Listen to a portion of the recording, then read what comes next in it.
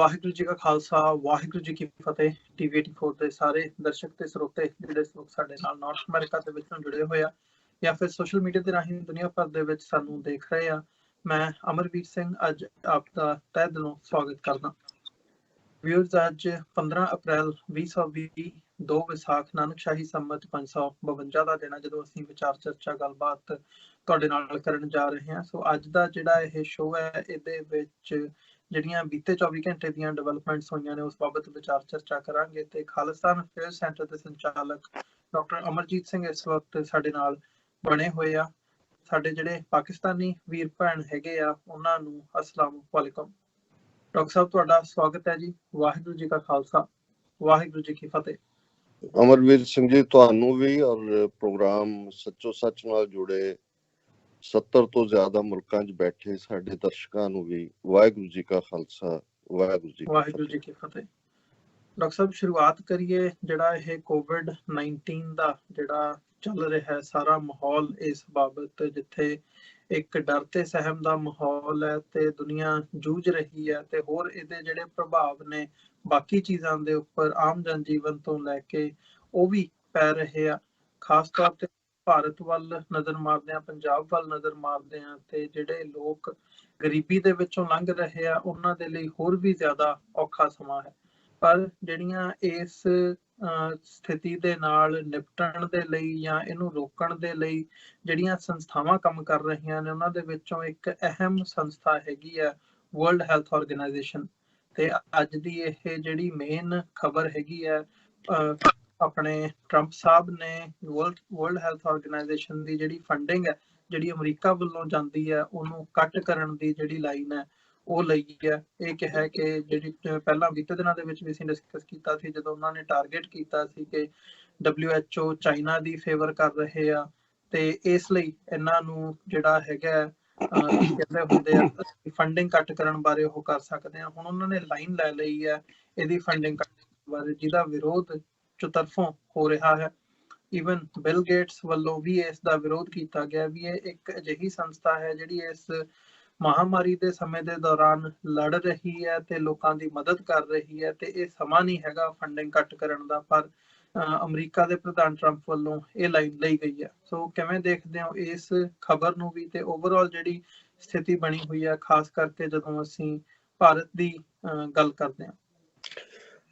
ਦੇਖੋ, ਸਭ ਤੋਂ ਪਹਿਲਾਂ ਤਾਂ ਅਸੀਂ ਇਹ ਮਹਿਸੂਸ ਕਰਦੇ ਹਾਂ ਕਿ ਦੁਨੀਆ ਦੇ ਵਿੱਚ, ਖਾਸ ਤੌਰ ਤੇ ਦੁਨੀਆ ਦੇ 194 ਦੇਸ਼ ਜਿਹੜੇ ਅੱਜ ਯੂਨਾਈਟਿਡ ਨੇਸ਼ਨਸ ਦੇ ਮੈਂਬਰ ਨੇ, ਔਰ ਇਸ ਗੱਲ ਦਾ ਧਿਆਨ ਰਹੇ ਕਿ United Nations second world war ਤੋਂ ਬਾਅਦ ਹੋਂਦ ਦੇ ਵਿੱਚ ਆਈ ਸੀ।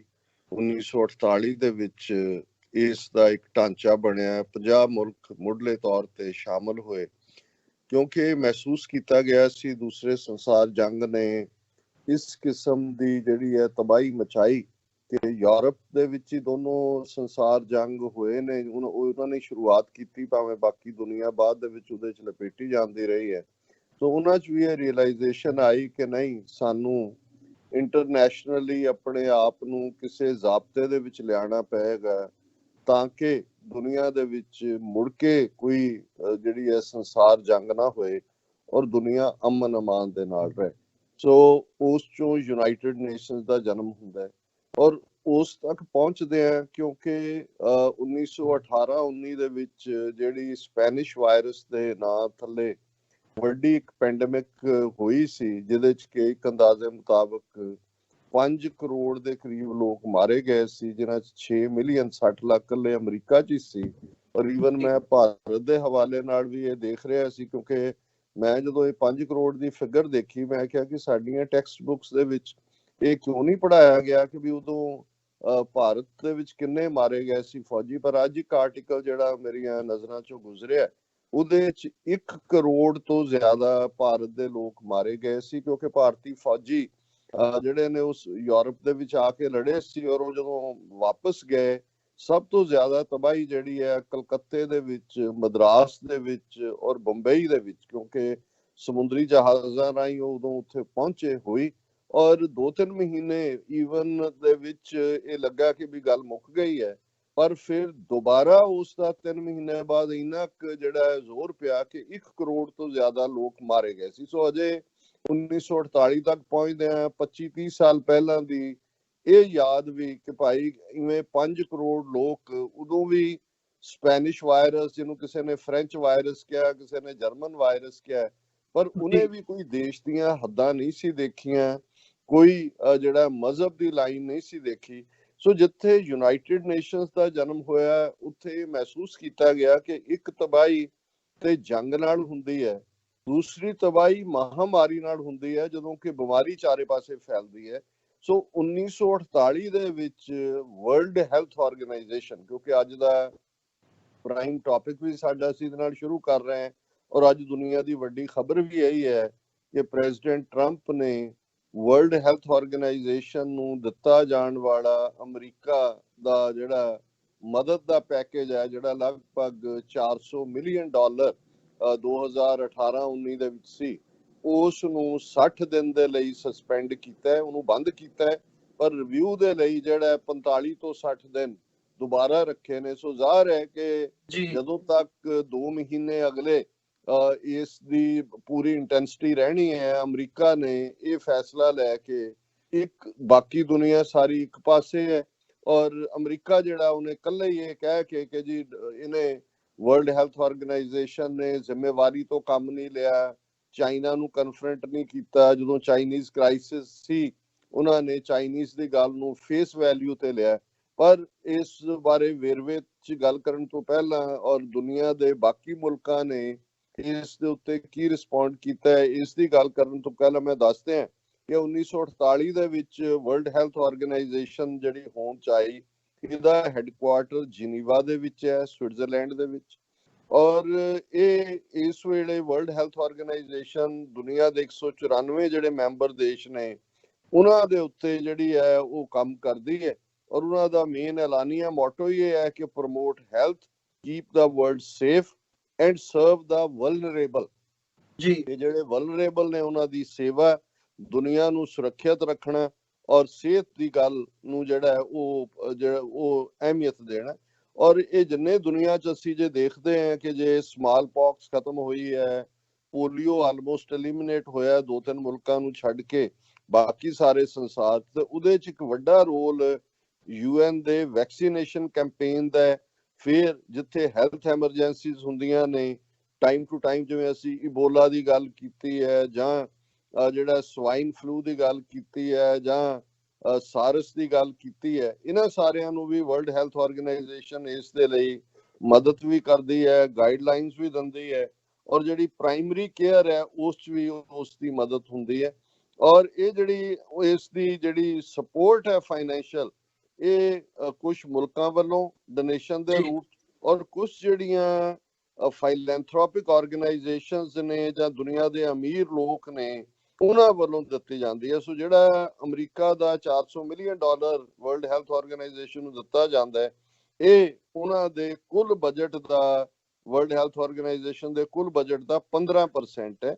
ਔਰ ਇਸ ਗੱਲ ਦਾ ਧਿਆਨ ਰਿਹਾ ਕਿ 2018-19 ਦੇ ਬਜਟ ਦੇ ਵਿੱਚ ਚਾਈਨਾ ਨੇ $86 ਮਿਲੀਅਨ ਜਿਹੜੇ ਨੇ ਉਹ ਵਰਲਡ ਹੈਲਥ ਆਰਗੇਨਾਈਜੇਸ਼ਨ ਨੂੰ ਦਿੱਤੇ ਨੇ।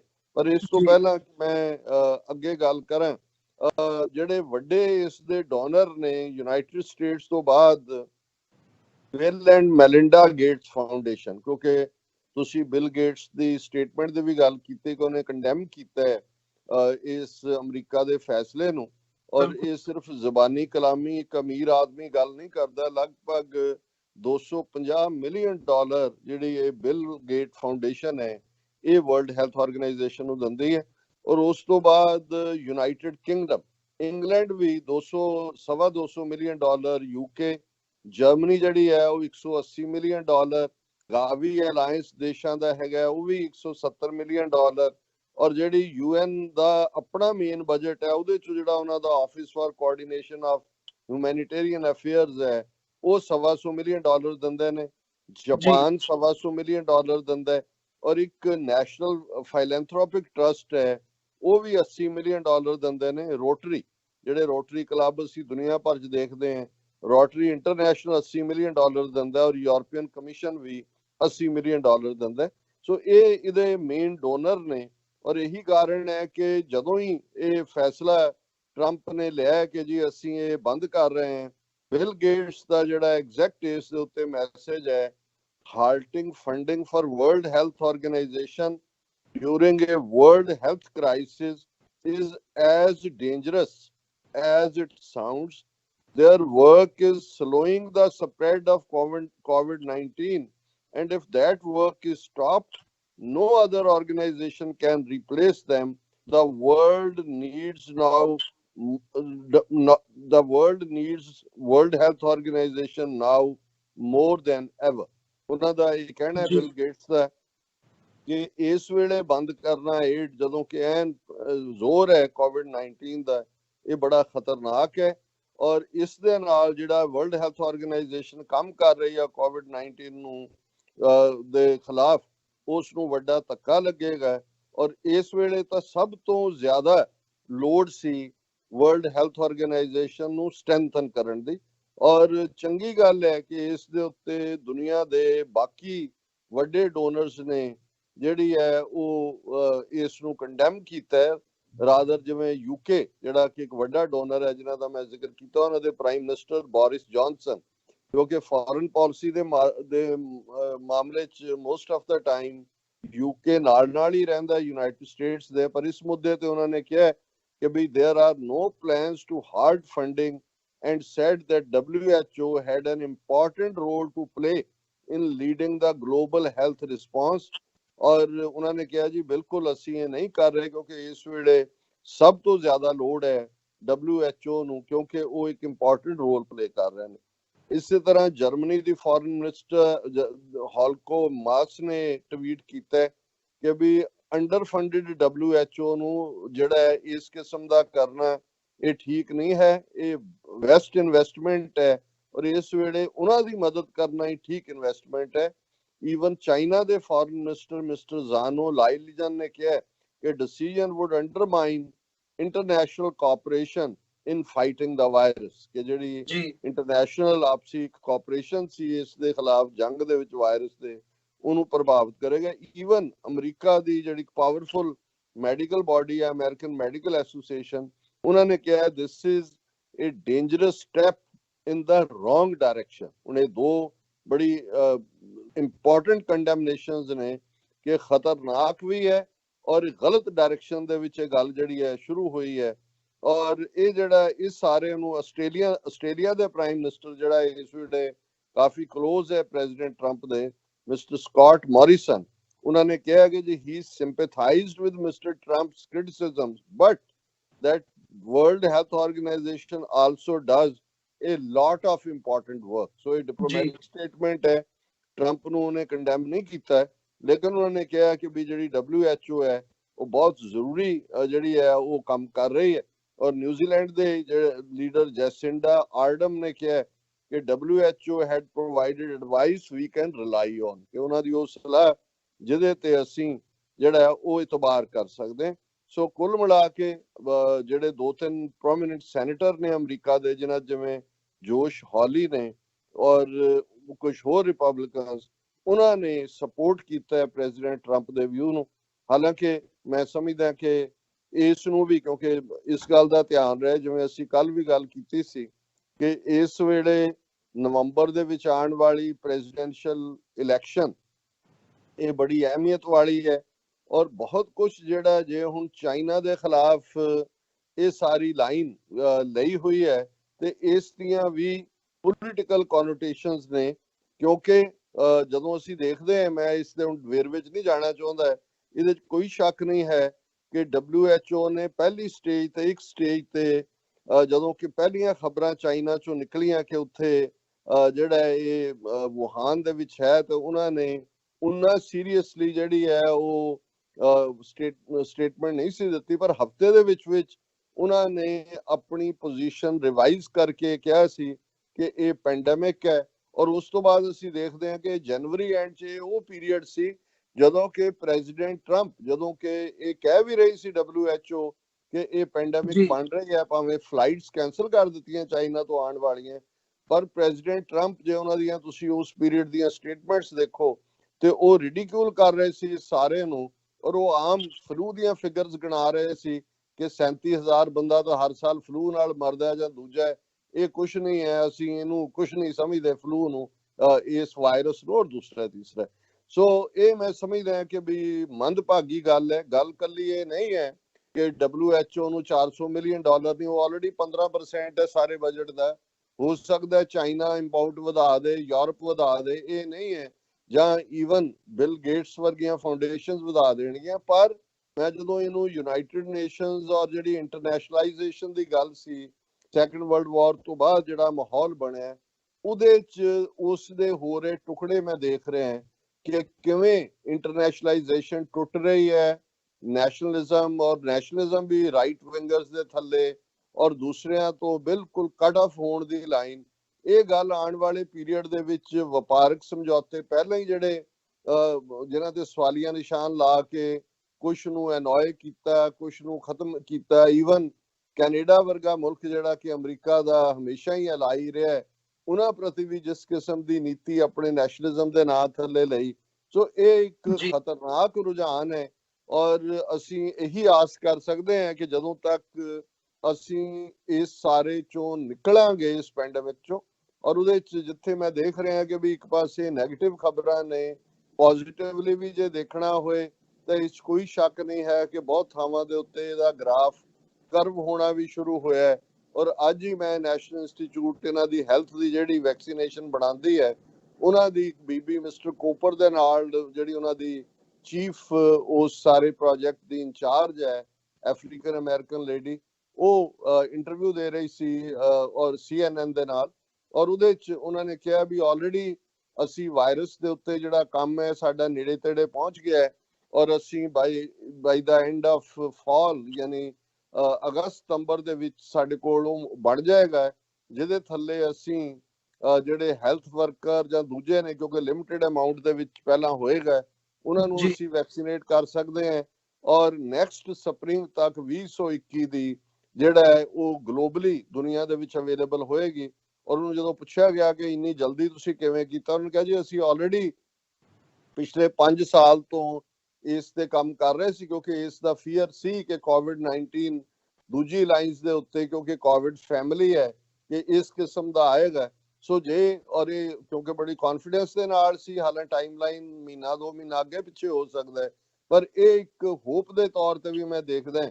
ਸੋ ਇਹ ਇੱਕ ਚੰਗੀ ਖਬਰ ਹੈ। ਪਰ ਇਹਦੇ ਨਾਲ ਨਾਲ ਜਿਹੜੇ ਦੂਸਰੇ ਐਕਸਪਰਟਸ ਦਾ ਵੀ ਕਹਿਣਾ ਹੈ ਕਿ ਉਹਨਾਂ ਦਾ ਇਹ ਕਹਿਣਾ ਹੈ ਕਿ ਵੀ ਇਹ ਜਿਹੜੀ COVID-19 ਹੈ, ਇਹ ਐਟਲੀਸਟ 2 ਸਾਲ ਇਹ ਅਰਾਊਂਡ ਰਹੇਗੀ। ਔਰ ਜਿਵੇਂ ਅੱਗੇ ਉਹਨਾਂ ਦੇ ਇੱਕ ਐਕਸਪਰਟ ਨੇ ਕਿਹਾ ਸੀ ਕਿ ਵੀ ਜਦੋਂ ਇਹਦੀ ਵੈਕਸੀਨੇਸ਼ਨ ਵੀ ਬਣ ਗਈ, ਇਮਿਊਨ ਹੋਣ ਦੀ ਵੀ ਗੱਲ ਸ਼ੁਰੂ ਹੋ ਗਈ, ਉਦੋਂ ਵੀ ਇਹ ਜਿਵੇਂ ਬਾਕੀ ਫਲੂ ਵਾਇਰਸਿਸ ਨੇ ਉਹਨਾਂ ਵਾਂਗ ਉਸ ਫੈਮਿਲੀ ਦਾ ਹਿੱਸਾ ਰਹੇਗੀ।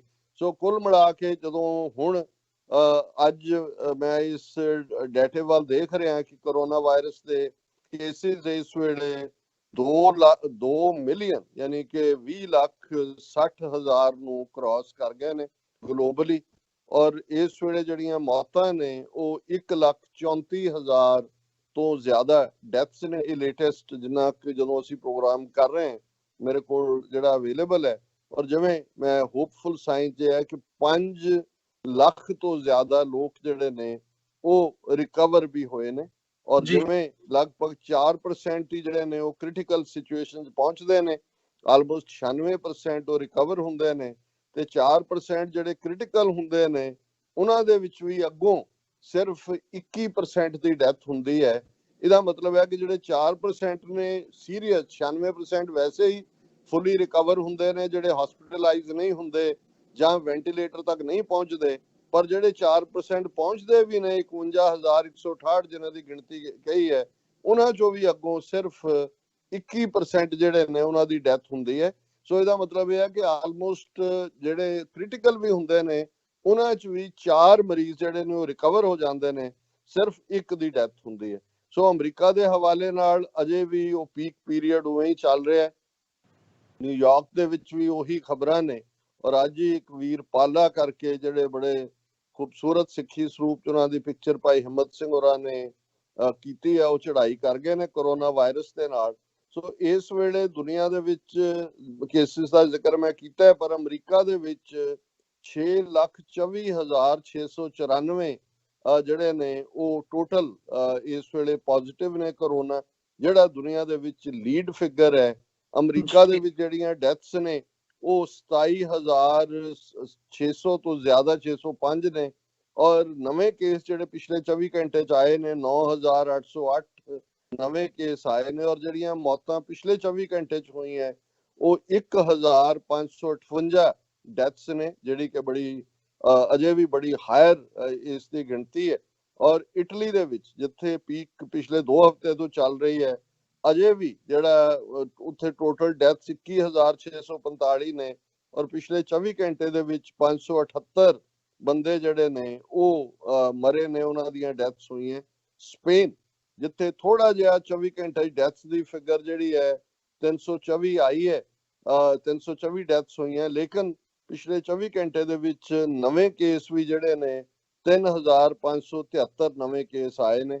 ਫਰਾਂਸ ਜਿਹੜਾ ਇਸ ਵੇਲੇ ਪੂਰਾ ਉਸ ਦੇ ਵਿੱਚ ਝੋਕਿਆ ਹੋਇਆ ਪੀਕ ਪੀਰੀਅਡ ਦੇ ਵਿੱਚ, ਪਿਛਲੇ 24 ਘੰਟੇ ਚ ਅਮਰੀਕਾ ਤੋਂ ਬਾਅਦ ਸਭ ਤੋਂ ਜ਼ਿਆਦਾ ਮੌਤਾਂ ਫਰਾਂਸ ਚ ਹੋਈਆਂ ਨੇ, 1,438 ਮੌਤਾਂ ਹੋਈਆਂ ਨੇ। ਔਰ ਇਸ ਤਰ੍ਹਾਂ ਫਰਾਂਸ ਦੇ ਵਿੱਚ ਟੋਟਲ ਡੈਥਸ ਜਿਹੜੀਆਂ 17,167 ਨੇ, ਔਰ ਨਵੇਂ ਕੇਸ ਪਿਛਲੇ 24 ਘੰਟੇ ਦੇ ਵਿੱਚ 4,560 ਨਵੇਂ ਕੇਸ ਆਏ ਨੇ। ਜਰਮਨ ਜਿਸ ਦੇ ਵਿੱਚ ਭਾਵੇਂ ਨਵੇਂ ਕੇਸ ਜਿਹੜੇ ਨੇ ਸਿਰਫ 999 ਆਏ ਨੇ, ਪਰ ਪਿਛਲੇ 24 ਘੰਟੇ ਦੇ ਵਿੱਚ 97 ਡੈਥਸ ਹੋਈਆਂ ਨੇ। ਇੰਗਲੈਂਡ ਦੇ ਵਿੱਚ ਥੋੜਾ ਜਿਹਾ ਗ੍ਰਾਫ ਫਲੈਟ ਹੁੰਦਾ ਨਜ਼ਰ ਆ ਰਿਹਾ ਹੈ, 761 ਮੌਤਾਂ ਨੇ ਪਿਛਲੇ 24 ਘੰਟੇ ਦੇ ਵਿੱਚ, ਔਰ ਇਸ ਤਰੀਕੇ ਨਾਲ ਯੂਕੇ ਦੇ ਵਿੱਚ ਟੋਟਲ ਡੈਥਸ 12,868 ਨੇ, ਔਰ ਟੋਟਲ ਕੇਸ ਜਿਹੜੇ ਅਜੇ ਵੀ ਐਕਟਿਵ ਨੇ ਜਿਨ੍ਹਾਂ ਨੂੰ ਦੀ ਰਿਕਵਰੀ ਉਡੀਕੀ ਜਾ ਰਹੀ ਹੈ ਉਹ 98,000 ਤੋਂ ਜ਼ਿਆਦਾ ਨੇ। ਚਾਈਨਾ ਜਿਸ ਨੇ ਜਿਹੜਾ ਕਾਫੀ ਹੱਦ ਤੱਕ ਉਹਨੂੰ ਕਾਬੂ ਪਾ ਲਿਆ, ਔਰ ਪਿਛਲੇ 24 ਘੰਟੇ ਦੇ ਵਿੱਚ ਸਿਰਫ ਇੱਕ ਡੈਥ ਹੈ ਚਾਈਨਾ ਚ। ਈਰਾਨ ਜਿੱਥੇ ਚਾਈਨਾ ਤੋਂ ਬਾਅਦ ਦੂਸਰਾ ਮੁਲਕ ਜਿਹੜਾ ਸਭ ਤੋਂ ਜ਼ਿਆਦਾ ਪ੍ਰਭਾਵਿਤ ਹੋਇਆ ਸੀ, ਉੱਥੇ ਅਜੇ ਵੀ ਜਿਹੜਾ ਉਹ ਡੈਥਸ ਦਾ ਸਿਲਸਿਲਾ ਜਾਰੀ ਹੈ। ਪਿਛਲੇ 24 ਘੰਟੇ ਚ 94 ਮੌਤਾਂ ਹੋਈਆਂ ਨੇ, ਔਰ 1512 ਨਵੇਂ ਕੇਸ ਆਏ ਨੇ। ਟਰਕੀ ਜਿਹੜਾ ਹੁਣ ਪੀਕ ਵੱਲ ਜਾ ਰਿਹਾ, 115 ਡੈਥਸ ਉੱਥੇ ਹੋਈਆਂ ਨੇ 24 ਘੰਟੇ ਦੇ ਵਿੱਚ ਅਸੀਂ ਦੇਖਦੇ ਹਾਂ ਕਿ 4,281 ਨਵੇਂ ਕੇਸ ਆਏ ਨੇ, ਔਰ ਇਸ ਤਰ੍ਹਾਂ ਟੋਟਲ ਕੇਸ ਟਰਕੀ ਦੇ 69,392 ਨੇ। ਬੈਲਜੀਅਮ ਅਫਸੋਸਨਾਕ ਹੈ ਕਿ ਛੋਟਾ ਜਿਹਾ ਮੁਲਕ ਔਰ ਖੂਬਸੂਰਤ ਮੁਲਕ, ਲੇਕਿਨ ਉੱਥੇ ਮੈਨੂੰ ਲੱਗਦਾ ਵੀ ਪੋਪੂਲੇਸ਼ਨ ਵਾਈਜ਼ ਇਹਦਾ ਸਪਰੈਡ ਕਾਫੀ ਤੇਜ਼ੀ ਨਾਲ ਹੈ। ਪਿਛਲੇ 24 ਘੰਟੇ ਦੇ ਵਿੱਚ 283 ਮੌਤਾਂ ਨੇ, ਔਰ ਟੋਟਲ ਡੈਥ 4,440 ਨੇ, ਔਰ ਟੋਟਲ ਕੇਸਿਸ ਜਿਹੜੇ ਨੇ ਉਹ 33,573 ਨੇ। ਸਾਊਥ ਅਮਰੀਕਾ ਦੀ ਗੱਲ ਕਰਦੇ ਹਾਂ, ਕਿਉਂਕਿ ਅਸੀਂ ਦੇਖ ਰਹੇ ਹਾਂ ਕਿ ਇਕਵਾਡੋਰ ਦੇ ਹਵਾਲੇ ਨਾਲ ਮੈਂ ਕਿਤੇ ਵੇਰਵੇ ਨਾਲ ਦਿਖ ਰਿਹਾ ਸੀ ਕਿ ਉਹਨਾਂ ਦੇ ਮੁਰਦੇ ਖਾਨੇ ਭਰੇ ਹੋਏ ਨੇ, ਇਸ ਲਈ ਬਹੁਤ ਸਾਰੀਆਂ ਲਾਸ਼ਾਂ ਘਰਾਂ 'ਚ ਹੀ ਪਈਆਂ। ਪਰ ਉਸ ਨਾਲ ਮੈਂ ਦੇਖ ਰਿਹਾ ਈਵਨ ਬ੍ਰਾਜ਼ੀਲ ਦੇ ਵਿੱਚ ਪਿਛਲੇ 24 ਘੰਟੇ 'ਚ, ਕਿਉਂਕਿ ਬ੍ਰਾਜ਼ੀਲ ਸਾਡੇ ਲਈ ਵੀ ਜਦੋਂ ਇਹ ਬ੍ਰਿਕਸ ਵਰਗੀਆਂ ਆਰਗੇਨਾਈਜੇਸ਼ਨਸ ਦੀ ਗੱਲ ਹੁੰਦੀ ਹੈ, ਉਹਨਾਂ ਦੇ ਵਿੱਚ ਜਿਹੜਾ ਬ੍ਰਾਜ਼ੀਲ ਹੈ, ਰਸ਼ੀਆ ਹੈ, ਇੰਡੀਆ ਹੈ, ਚਾਈਨਾ ਹੈ, ਔਰ ਸਾਊਥ ਅਫਰੀਕਾ ਹੈ, ਔਰ ਵੱਡੀ ਆਬਾਦੀ ਔਰ ਸਾਊਥ ਅਮਰੀਕਾ ਦੇ ਪ੍ਰਭਾਵਸ਼ਾਲੀ ਦੇਸ਼ਾਂ 'ਚੋਂ ਹੈ। ਪਿਛਲੇ 24 ਘੰਟੇ 'ਚ 204 ਮੌਤਾਂ ਹੋਈਆਂ ਨੇ, ਕੁੱਲ ਮੌਤਾਂ 1,776 ਨੇ, ਔਰ ਕੁੱਲ ਕੇਸ ਬ੍ਰਾਜ਼ੀਲ ਦੇ ਵਿੱਚ 28,320 ਡਿਟੈਕਟ ਹੋਏ ਨੇ। ਕੈਨੇਡਾ ਜਿਹੜਾ ਸਾਡਾ ਗੁਆਂਢੀ ਮੁਲਕ ਹੈ, ਔਰ ਸਾਡਾ ਨਿਊਯਾਰਕ ਦਾ ਫਿਕਰ ਕਰਦੇ ਹਾਂ, ਸਾਡੇ ਸ਼ਹਿਰ ਦਾ ਬਹੁਤ ਸਾਰੇ ਵੀਰ ਭੈਣਾਂ ਰੋਜ਼ਾਨਾ ਵੱਡੀ ਗਿਣਤੀ 'ਚ ਸਾਨੂੰ ਕਾਲ ਕਰਦੇ ਨੇ, ਪਰ ਮੰਦੇ ਭਾਗਾਂ ਨੂੰ ਕੈਨੇਡਾ ਦੇ ਵਿੱਚ ਵੀ ਇਸ ਦਾ ਡੈਥਸ ਜਿਹੜੀਆਂ ਨੇ ਪਿਛਲੇ 24 ਘੰਟੇ 'ਚ 103 ਮੌਤਾਂ ਹੋਈਆਂ ਨੇ, ਔਰ ਟੋਟਲ ਡੈਥਸ ਇਸ ਤਰੀਕੇ ਨਾਲ ਕੈਨੇਡਾ 'ਚ 1,006 ਨੇ। ਲਾਕਡਾਊਨ ਕਾਫੀ ਸਖਤੀ ਦੇ ਨਾਲ ਉੱਥੇ ਲਾਗੂ ਹੈ। ਟੋਟਲ ਕੇਸ ਕੈਨੇਡਾ 'ਚ ਜਿਹੜੇ ਡਿਟੈਕਟ ਹੋਏ ਨੇ ਉਹ 28,205 ਨੇ। ਨੀਦਰਲੈਂਡ ਹੁਣ ਇਹ ਪਹਿਲਾ ਮੁਲਕ ਹੈ ਯੂਰਪ ਦਾ, ਇਹ ਵੀ ਛੋਟਾ ਜਿਹਾ ਮੁਲਕ ਜਿਹਨੂੰ ਕਦੇ ਹਾਲੈਂਡ ਕਹਿੰਦੇ ਸੀ, ਉਹਦੇ 'ਚ ਵੀ ਜਿਹੜੀਆਂ ਪਿਛਲੇ 24 ਘੰਟੇ 'ਚ ਮੌਤਾਂ ਨੇ 199 ਨੇ, ਔਰ ਇਸ ਤਰੀਕੇ ਨਾਲ ਉਹਨਾਂ ਦੇ ਵੀ ਜਿਹੜੇ ਟੋਟਲ ਕੇਸ ਨੇ ਉਹ 28,153 ਨੇ। ਸਵਿਟਜ਼ਰਲੈਂਡ ਜਿਸ ਨੂੰ ਦੁਨੀਆ ਦੀ, ਮੈਨੂੰ ਯਾਦ ਹੈ ਪੰਜਾਬ ਦੇ ਜਿਹੜੇ ਵੀ ਲੀਡਰ ਬਾਹਰ ਆਉਂਦੇ ਸੀ ਤੇ ਜਦੋਂ ਉਹਨਾਂ ਪੰਜਾਬ ਦੀ ਗੱਲ ਕਰਦੇ ਉਹਨਾਂ ਨੂੰ ਕਹਿਣਗੇ ਅਸੀਂ ਪੰਜਾਬ ਨੂੰ ਸਵਿਟਜ਼ਰਲੈਂਡ ਬਣਾ ਦੇਵਾਂਗੇ, ਪਰ ਇਸ ਵੇਲੇ ਸਵਿਟਜ਼ਰਲੈਂਡ ਵੀ ਇਸ ਦੇ ਮਾਰ ਹੇਠ ਹੈ, ਔਰ ਪਿਛਲੇ 24 ਘੰਟੇ ਦੇ ਵਿੱਚ 65 ਮੌਤਾਂ ਸਵਿਟਜ਼ਰਲੈਂਡ 'ਚ ਹੋਈਆਂ ਨੇ। ਟੋਟਲ ਮੌਤਾਂ 1239 ਨੇ ਔਰ ਟੋਟਲ ਕੇਸ ਜਿਹੜੇ ਨੇ 26,336 ਨੇ। ਰਸ਼ੀਆ ਜਿੱਥੇ ਉਹਨਾਂ ਨੇ ਹੁਣ ਲਾਕਡਾਊਨ ਸਖਤੀ ਨਾਲ ਲਾਗੂ ਕੀਤਾ, ਉੱਥੇ 28 ਮੌਤਾਂ ਪਿਛਲੇ 24 ਘੰਟੇ 'ਚ ਹੋਈਆਂ ਨੇ। ਔਰ ਪੁਰਤਗਾਲ ਯੂਰਪ ਦੇ ਵਿੱਚ ਇਹ ਵੀ ਇਸ ਵੇਲੇ 32 ਮੌਤਾਂ ਪਿਛਲੇ 24 ਘੰਟੇ ਦੇ ਵਿੱਚ ਨੇ। ਔਰ ਆਇਰਲੈਂਡ ਜਿਹੜਾ ਹੁਣ ਤੱਕ ਕੋਈ ਬਹੁਤ ਗਿਣਤੀ ਉਹਦੀ ਨਹੀਂ ਸੀ, ਸਾਰੀਆਂ 444 ਡੈਥਸ ਕੋਲ ਤੱਕ ਸੀ, ਲੇਕਿਨ ਪਿਛਲੇ 24 ਘੰਟੇ 'ਚ 38 ਡੈਥਸ ਹੋਈਆਂ ਨੇ। ਔਰ ਯੂਰਪ ਦੇ ਵਿੱਚ ਜਿਹੜਾ ਬੈਲਜੀਅਮ ਦੇ ਨਾਲ ਤੇਜ਼ੀ ਦੇ ਨਾਲ ਡੈਥ ਫਿਗਰ 'ਚ ਅੱਗੇ ਵਧ ਰਿਹਾ ਮੁਲਕ ਹੈ, ਉਹਨਾਂ ਦੇ ਵਿੱਚ ਸਵੀਡਨ, ਜਿੱਥੇ ਪਿਛਲੇ 24 ਘੰਟੇ 'ਚ 170 ਮੌਤਾਂ ਹੋਈਆਂ ਨੇ ਔਰ ਕੁੱਲ ਕੇਸ ਜਿਹੜੇ ਡਿਟੈਕਟਡ ਨੇ ਉਹ 11,927 ਨੇ। ਔਰ ਜਾਪਾਨ ਇਸ ਪੱਖੋਂ 24 ਘੰਟੇ 'ਚ ਉਹ ਮੁਲਕ ਹੈ ਜਿੱਥੇ ਕੋਈ ਡੈਥ ਨਹੀਂ ਹੋਈ ਔਰ ਉਹਨਾਂ ਦੇ ਜਿਹੜੇ ਨੇ ਨਵੇਂ ਕੇਸ ਬੇਸ਼ੱਕ 215 ਉੱਥੇ ਆਏ ਨੇ। ਇਕਵਾਡੋਰ ਦਾ ਮੈਂ ਜ਼ਿਕਰ ਕੀਤਾ ਜਿੱਥੇ ਕਿ 19 ਡੈਥ 24 ਘੰਟੇ ਦੇ ਵਿੱਚ ਰਿਕਾਰਡ ਕੀਤੀਆਂ ਗਈਆਂ, ਛੋਟਾ ਜਿਹਾ ਮੁਲਕ ਹੈ ਔਰ ਲਗਭਗ 8,000 ਕੇਸ ਉਹਨਾਂ ਦੇ ਜਿਹੜੇ ਨੇ ਉਹ ਨਵੇਂ ਆਏ ਨੇ। ਹੁਣ ਅਸੀਂ ਜੇ ਦੂਸਰੇ ਆਪਣੇ ਏਸ਼ੀਅਨ ਮੁਲਕਾਂ ਦੇ ਹਵਾਲੇ ਨਾਲ ਗੱਲ ਕਰੀਏ, ਇੰਡੋਨੇਸ਼ੀਆ, ਮਲੇਸ਼ੀਆ ਉਹ ਰਿਲੇਟਿਵਲੀ ਅਜੇ ਸੇਫ ਜ਼ੋਨ 'ਚ ਨੇ, ਪਰ ਇੰਡੋਨੇਸ਼ੀਆ 'ਚ ਵੀ 5,136 ਕੇਸ ਡਿਟੈਕਟ ਹੋਏ ਨੇ, ਭਾਵੇਂ ਕੁੱਲ ਮੌਤਾਂ ਇੰਡੋਨੇਸ਼ੀਆ 'ਚ ਹੁਣ ਤੱਕ 469 ਨੇ ਔਰ ਪਿਛਲੇ 24 ਘੰਟੇ 'ਚ 10 ਮੌਤਾਂ ਹੋਈਆਂ ਨੇ। ਔਰ ਇਹ ਸਾਰੀਆਂ ਫਿਗਰਸ ਇਸ ਪਾਸੇ ਵੱਲ ਇਸ਼ਾਰਾ ਕਰ ਰਹੀਆਂ, ਜਿਵੇਂ ਅਸੀਂ ਜ਼ਿਕਰ ਕੀਤਾ ਸੀ ਕਿ ਕਿਤੇ ਵੀ ਜਿਹੜਾ ਉਹ ਜਦੋਂ ਇੱਕ ਥਾਂ ਤੋਂ ਪੀਕ ਹਟਦੀ ਵੀ ਹੈ, ਐਲੀਮੀਨੇਟ ਹੁੰਦੀ ਹੈ, ਇਹਦਾ ਮਤਲਬ ਇਹ ਨਹੀਂ ਹੈ ਕਿ ਦੁਨੀਆ ਦੇ ਵਿੱਚ ਇਹ ਗਾਇਬ ਹੋਣ ਜਾ ਰਹੀ ਹੈ। ਉਸ ਦਾ ਸਿਰਾ ਕਿਸੇ ਨਾ ਕਿਸੇ ਹੋਰ ਪਾਸੇ ਜਾ ਕੇ ਨਿਕਲਦਾ। ਔਰ ਜਿਹੜੀ ਵਰਲਡ ਹੈਲਥ ਆਰਗੇਨਾਈਜੇਸ਼ਨ ਦੀ ਵਾਰਨਿੰਗ ਸੀ ਕਿ ਜੇ ਇੱਕ ਪੀਕ ਹਟੇਗੀ ਤੇ ਫਿਰ ਦੂਸਰੇ ਪਾਸੇ ਦੇ ਚਾਂਸਸ ਨੇ।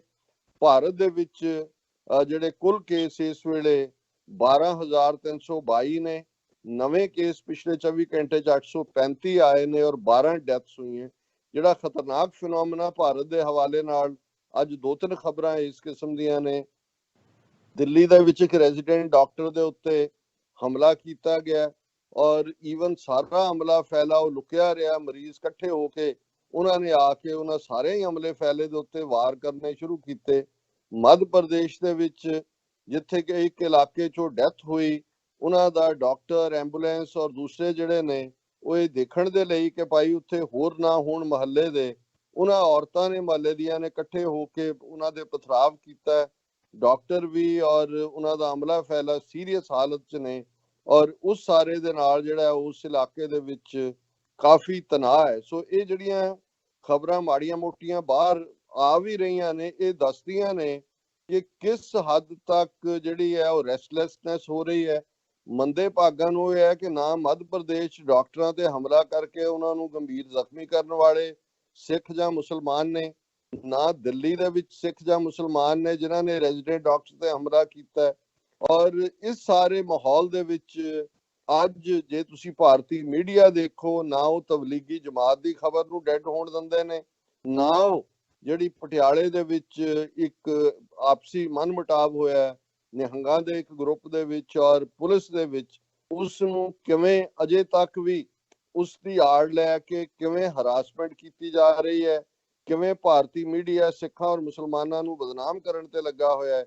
ਇਹ ਇੱਕ ਅਫਸੋਸਨਾਕ ਪਾਰਟ ਹੈ ਕਿਉਂਕਿ ਅਸੀਂ ਦੇਖ ਰਹੇ ਹਾਂ ਕਿ ਦੁਨੀਆ ਦੇ ਬਾਕੀ ਮੁਲਕ ਤਾਂ ਇਹਨੂੰ ਪੂਰੇ ਉਸ ਫਿਕਰ 'ਚ ਹੀ ਲੈ ਰਹੇ ਨੇ ਜਿਹਦੇ ਨਾਲ ਇਹ ਲੈਣਾ ਬਣਦਾ ਹੈ। ਔਰ ਇਸ ਸੰਬੰਧੀ ਇੱਕ ਗਾਰਡੀਅਨ ਅਖਬਾਰ ਦੇ ਵਿੱਚ ਵੀ ਇੱਕ ਜਿਹੜਾ ਕਾਫੀ ਜਿਹੜਾ ਪੜ੍ਹਿਆ ਗਿਆ ਆਰਟੀਕਲ ਉਹ ਆਇਆ ਜਿਹਦੇ 'ਚ ਉਹਨਾਂ ਨੇ ਕਿਹਾ ਕਿ ਵੀ ਇਹ ਰੁਝਾਨ ਭਾਰਤ ਦੇ ਵਿੱਚ ਠੀਕ ਨਹੀਂ ਹੈ ਕਿ ਇਸ ਵਾਇਰਸ ਦੀ ਆੜ ਦੇ ਵਿੱਚ ਮੁਸਲਮਾਨਾਂ ਨੂੰ ਟਾਰਗੇਟ ਕੀਤਾ ਜਾ ਰਿਹਾ ਹੈ, ਫਿਰਕਿਆਂ ਨੂੰ ਟਾਰਗੇਟ ਕੀਤਾ ਜਾ ਰਿਹਾ ਹੈ। ਪਾਕਿਸਤਾਨ ਦੇ ਵਿੱਚ ਵੀ ਜਦੋਂ ਉਹਨਾਂ ਦਾ ਅਸੀਂ ਕੰਟਰੋਲਿੰਗ ਲਾਈਨ ਦੇਖ ਰਹੇ, ਸਾਰੇ ਸੂਬੇ ਔਰ ਫੈਡਰਲ ਸਿਸਟਮ ਇੱਕ ਪੇਜ ਤੇ ਨਜ਼ਰ ਨਹੀਂ ਆਉਂਦੇ। ਹਾਲਾਂਕਿ ਪਾਕਿਸਤਾਨ ਦੇ ਵਿੱਚ ਉਹਨਾਂ ਦਾ ਲਾਕਡਾਊਨ ਵੀ ਹੈ ਔਰ ਕੁਝ ਹੱਦ ਤੱਕ ਉਹਨਾਂ ਦੀ ਕੋਸ਼ਿਸ਼ ਵੀ ਰਹੀ ਕਿ ਇਸ ਨੂੰ ਲੋਕਾਂ ਦੀ ਸਹਿਮਤੀ ਦੇ ਨਾਲ, ਕਿਉਂਕਿ ਇਮਰਾਨ ਖਾਨ ਪਹਿਲੇ ਤੋਂ ਹੀ ਇਹ ਸਮਝਦੇ ਸੀ ਕਿ ਭਾਈ ਲੋਕਾਂ ਨੂੰ ਜੇ ਅਸੀਂ ਬਿਲਕੁਲ ਬੰਦ ਕਰ ਦਿੱਤਾ ਤੇ ਉਹ ਤਾਂ ਭੁੱਖ ਨਾਲ ਮਰਨਗੇ, ਲੇਕਿਨ ਹੁਣ ਸ਼ਾਇਦ ਉਹ ਕੰਸਟਰਕਸ਼ਨ ਔਰ ਦੂਸਰੇ ਕੁਝ ਫੀਲਡਸ ਦੇ ਵਿੱਚ ਛੋਟ ਦੇਣ ਦੀ ਗੱਲ ਕਰ ਰਹੇ ਨੇ। ਲੇਕਿਨ ਸੂਬਿਆਂ ਦੀ ਬੋਲੀ ਹੋਰ ਹੈ, ਖਾਸ ਤੌਰ ਤੇ ਜਿਵੇਂ ਸਿੰਧ ਦੀ ਹਕੂਮਤ ਹੈ, ਜਿੱਥੇ ਕਿ ਪੀਪਲਸ ਪਾਰਟੀ ਦੀ ਹੈ ਗਵਰਨਮੈਂਟ ਹੈ, ਉਹ ਕੁਛ ਕਹਿ ਰਹੇ ਨੇ, ਫੈਡਰਲ ਲਾਈਨ ਕੋਈ ਹੋਰ ਹੈ। ਲੇਕਿਨ ਪਾਕਿਸਤਾਨ ਵੀ ਅਜੇ ਕੋਈ ਉਸ ਸਾਰੇ ਚੋਂ ਨਿਕਲਿਆ ਨਹੀਂ ਹੈ। ਪਿਛਲੇ 24 ਘੰਟੇ ਦੇ ਵਿੱਚ 15 ਮੌਤਾਂ ਪਾਕਿਸਤਾਨ ਦੇ ਵਿੱਚ ਹੋਈਆਂ ਨੇ। ਟੋਟਲ ਡੈਥਸ ਦੀ ਫਿਗਰ 111 ਤੱਕ ਪਹੁੰਚੀ ਹੈ ਔਰ ਕੁੱਲ ਕੇਸ ਜਿਹੜੇ ਨੇ 6383 ਨੇ। ਸੋ ਕੁੱਲ ਮਿਲਾ ਕੇ ਅਸੀਂ ਅਗੇਨ ਜਿਵੇਂ ਰੋਜ਼ਾਨਾ ਆਪਣੀ ਦੁਆ ਦੇ ਵਿੱਚ, ਅਰਦਾਸ ਦੇ ਵਿੱਚ ਯਾਦ ਕਰਨ ਦੀ ਗੱਲ ਕਰਦੇ ਹਾਂ, ਉਹਨਾਂ ਦੇ ਵਿੱਚ medical field, doctors, nurses, lab technicians, ਜਿਨ੍ਹਾਂ ਦੀ ਵੱਡੀ ਗਿਣਤੀ ਦੇ ਵਿੱਚ ਡੈਥਸ ਹੋ ਰਹੀਆਂ ਨੇ। ਹਰ ਪਾਸਿਓਂ ਬੜੀਆਂ ਦੁਖਦਾਈ ਖਬਰਾਂ ਨੇ। ਔਰ ਇਹਦੇ ਨਾਲ ਅਸੀਂ ਸੈਨੀਟੇਸ਼ਨ ਨਾਲ ਸੰਬੰਧਿਤ ਸਟਾਫ, ਔਰ ਮੈਂ ਜਿਹੜਾ ਮੈਂਸ਼ਨ ਕਰਨਾ ਭੁੱਲ ਗਿਆ ਕਿ ਜਿਹੜੇ ਕ੍ਰੀਮੇਸ਼ਨਸ ਦੇ ਵਿੱਚ ਔਰ ਗ੍ਰੇਵ ਯਾਰਡ ਦੇ ਵਿੱਚ ਓਵਰਨਾਈਟ 18 ਘੰਟੇ ਕੰਮ ਕਰਨ ਵਾਲੇ ਲੋਕ ਨੇ ਕਿ ਭਾਈ ਈਵਨ ਜਿਹੜੇ ਚਲੇ ਗਏ ਨੇ ਇਸ ਦੁਨੀਆ ਤੋਂ, ਉਹਨਾਂ ਨੂੰ ਬਰੀਅਲ ਜਾਂ ਕ੍ਰੀਮੇਸ਼ਨ ਦੇਣੀ ਹੈ, ਉਹਨਾਂ ਨੂੰ ਵੀ ਆਪਣੀਆਂ ਯਾਦਾਂ 'ਚ ਲਿਆਈਏ। ਐਮਰਜੈਂਸੀ ਸਰਵਿਸਿਜ਼ ਨੂੰ, ਉਹਨਾਂ ਟਰੱਕਰਸ ਨੂੰ ਜਿਹੜੇ ਲੋੜੀਂਦੀਆਂ ਚੀਜ਼ਾਂ ਹਰ ਥਾਂ ਤੇ ਪਹੁੰਚਾ ਰਹੇ ਨੇ। ਸੋ ਰੱਬ ਦੇ ਅੱਗੇ ਇਹੀ ਅਰਦਾਸ ਹੈ ਕਿ ਰੱਬ ਰਹਿਮਤ ਕਰੇ ਔਰ ਇਸ ਲੋਕਾਈ ਨੂੰ, ਇਸ ਬਿਮਾਰੀ ਤੋਂ ਛੁਟਕਾਰਾ ਦੇ। ਇਹੀ ਰੱਬ ਦੇ ਗੁਰੂ ਦੇ ਚਰਨਾਂ ਦੇ ਵਿੱਚ ਅਰਦਾਸ। ਜੀ ਬਿਲਕੁਲ ਡਾਕਟਰ ਸਾਹਿਬ। ਸੋ ਇਸ ਨਾਲ ਜਿਹੜੇ ਸਾਡੇ ਨਾਲ ਦਰਸ਼ਕ ਤੇ ਵਿਊਅਰਸ ਜੁੜੇ ਹੋਏ ਆ, ਅਗਲੇ ਸੈਗਮੈਂਟ ਦੇ ਵਿੱਚ ਅਸੀਂ ਜਿਹੜੀਆਂ ਹੋਰ ਡਿਵੈਲਪਮੈਂਟਸ ਹੈਗੀਆਂ ਨੇ ਉਹਨਾਂ ਤੇ ਜਿਹੜੀ ਹੈ ਵਿਚਾਰਾਂ ਦੀ ਸਾਂਝ ਪਾਵਾਂਗੇ। ਖਾਸ ਤੌਰ ਤੇ ਭਾਰਤ ਦੇ ਵਿੱਚ ਜਿਹੜੇ ਐਕਟਿਵਿਸਟ ਨੇ ਗੌਤਮ ਨਵਲਖਾ ਤੇ ਡਾਕਟਰ BR ਅੰਬੇਦਕਰ ਦੇ ਗ੍ਰੈਂਡਸਨ, ਉਹਨਾਂ ਵੱਲੋਂ ਜਿਹੜਾ NIA ਦੇ ਸਾਹਮਣੇ ਸਰੈਂਡਰ ਕਰਕੇ ਆਪਣੇ ਆਪ ਨੂੰ ਆਤਮ ਸਮਰਪਣ ਜਿਹੜਾ ਹੈਗਾ ਉਹ ਕੀਤਾ ਗਿਆ। ਇਸ ਬਾਬਤ ਜਿਹੜੀ ਸਟੋਰੀ ਹੈ, ਇਸ ਖਬਰ ਦੇ ਪੋਜ਼ਿਟਿਵ ਕੀ ਤੇ ਨੈਗੇਟਿਵ ਕੀ ਹੈਗੇ ਐਸਪੈਕਟਸ, ਉਹਦੇ ਤੇ ਗੱਲਬਾਤ ਕਰਾਂਗੇ। ਸੋ ਇੱਕ ਛੋਟੇ ਜਿਹੇ ਬ੍ਰੇਕ ਲਈ ਅਸੀਂ ਇੱਥੇ ਰੁਕਾਂਗੇ। ਬ੍ਰੇਕ ਤੋਂ ਬਾਅਦ ਦੁਬਾਰਾ ਮੁਲਾਕਾਤ ਹੁੰਦੀ ਹੈ।